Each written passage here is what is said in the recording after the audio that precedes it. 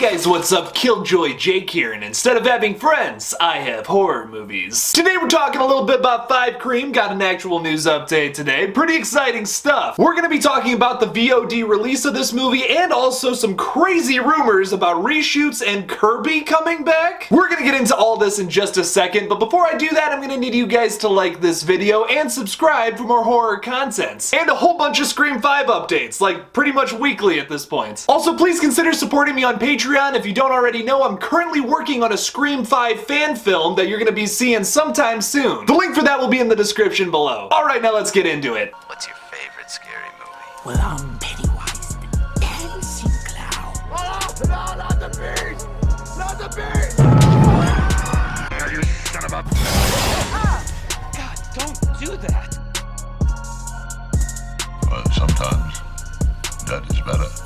So it was recently announced that Scream 5 would go to Paramount Plus after its theatrical release, which was something I was concerned about in one of my last Scream 5 updates. I was talking about the possibility of this film just going straight to a streaming service, if that was HBO Max, Paramount Plus, whatever. Now we have confirmation that it is going to have a theatrical release, so long as COVID isn't a thing in 2022 anymore, fingers crossed. And then after it's been in there for like, what, 3-4 weeks, then they'll just move it to Paramount Plus. I'm still curious if we're just gonna like get it on Paramount Plus, if we're gonna have to then pay like $20 to see it then. I don't think they're gonna do that. I think they're just gonna put it straight to the streaming service, which would be perfect. I hope they don't adopt the whole like Disney Plus idea where they drop movies on their streaming platform and then you then have to pay more money to see the movie that you got the streaming platform for. That makes me a whole bunch of angry. And you wouldn't like me when I'm angry.